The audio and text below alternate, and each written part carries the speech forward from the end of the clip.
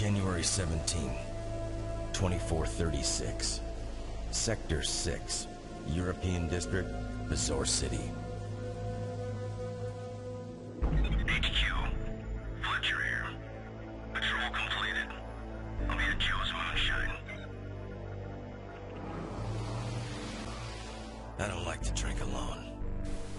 Most of the days. What's up, everybody? This is Channer here with GamingIllustrated.com. I've got another review for you guys. This game is called Hard Reset. It is developed by the Flying Wild Hog. It's distributed by Valve.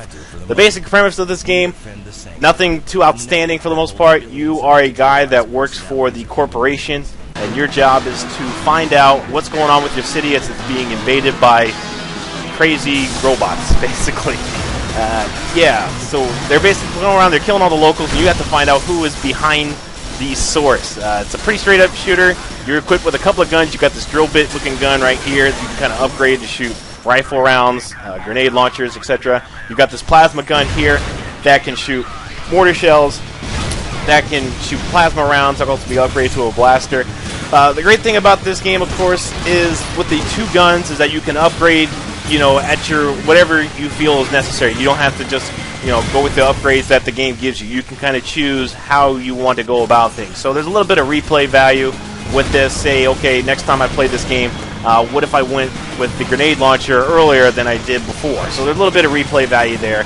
Also, as the game introduces new enemies, it kind of like levels the playing field. You kind of feel like you're overwhelmed at first. Okay, you upgrade yourself, get yourself the shotgun, or you increase the amount of shells that you can fire. It kind of helps even out the playing field. So there's definitely a little bit of replay value here. Upgrading your weapons, for the most part, is pretty easy here. As you can see, there's three ways to upgrade yourself. You can upgrade both your weapons, or you can upgrade yourself to, say, take less damage. Also gets scanners to kind of see what enemies are around the playing field. It's pretty useful for the most part. I like the fact that you can kind of choose your options and figure out, you know, how you're going to progress throughout the game for the most part. The one thing, of course, about this game that is also encouraged is environmental kills. I mean, one thing I kind of like about this fact that everything and anything in this game is just about destructible. Now, I think for the most part, the developers just said, okay, hey, let's just make a game where, you know what, let's just blow up everything else and ask questions later here. That's basically the premise here.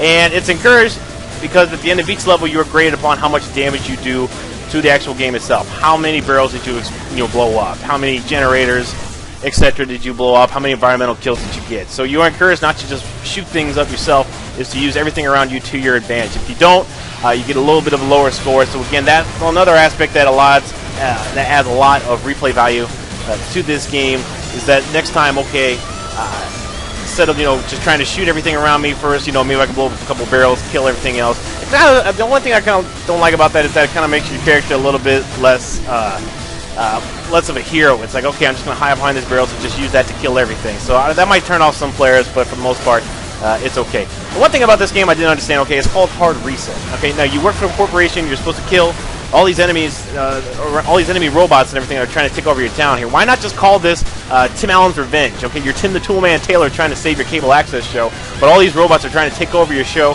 and they've kidnapped your son, Jonathan Taylor Thomas, and maybe there's the cameo appearance by Al Borland, which is played by the great Richard Karn. I don't know. Maybe he's like an unlockable character or something like that. I just kind of got that feel. I mean, you got your drill bit gun here, you've got your plasma gun, looks like a giant light bulb. I know, why not just call it that instead? Either way, I did have some fun with this title. It does get kind of repetitive, though. Okay, here's the plot part. Here's the shooting part here for the most part. There's no surprises or anything like that. It's just straight up destroy everything around you, ask questions later. Is it worth, you know, the $30 price tag that they're selling it for?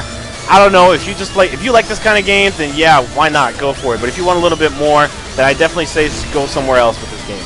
But other than that, I hope you guys enjoyed this review. Again, this is Channer with GamingIllustrated.com. Hope you enjoyed, and I'll talk to you guys later.